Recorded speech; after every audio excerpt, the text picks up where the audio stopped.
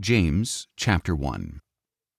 James, a servant of God and of the Lord Jesus Christ, to the 12 tribes of the dispersion. Greetings. Consider it pure joy, my brothers, when you encounter trials of many kinds, because you know that the testing of your faith develops perseverance.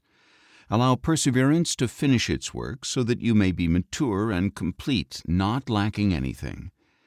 Now, if any of you lacks wisdom, he should ask God, who gives generously to all without finding fault, and it will be given to him.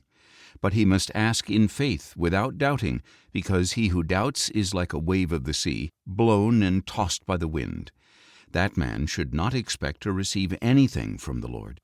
He is a double-minded man, unstable in all his ways.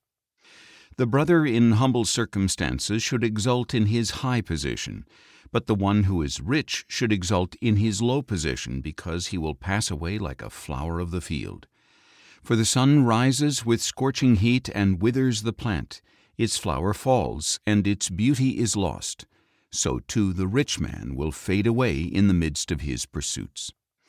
Blessed is the man who perseveres under trial, because when he has stood the test, he will receive the crown of life that God has promised to those who love him. When tempted, no one should say, "God is tempting me." For God cannot be tempted by evil, nor does he tempt anyone.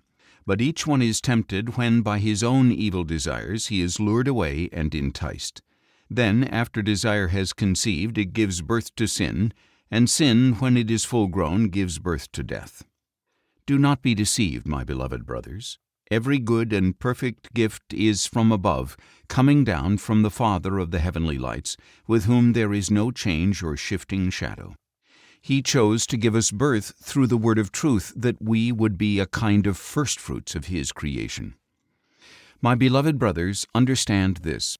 Every one should be quick to listen, slow to speak, and slow to anger. For man's anger does not bring about the righteousness that God desires.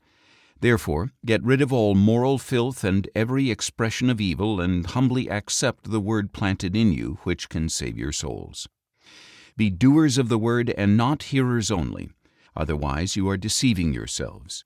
For anyone who hears the word but does not carry it out is like a man who looks at his face in a mirror, and after observing himself goes away and immediately forgets what he looks like.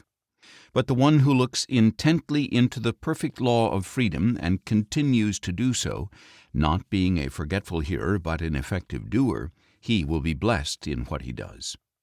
If anyone considers himself religious and yet does not bridle his tongue, he deceives his heart, and his religion is worthless. Pure and undefiled religion before our God and Father is this: to care for orphans and widows in their distress, and to keep oneself from being polluted by the world.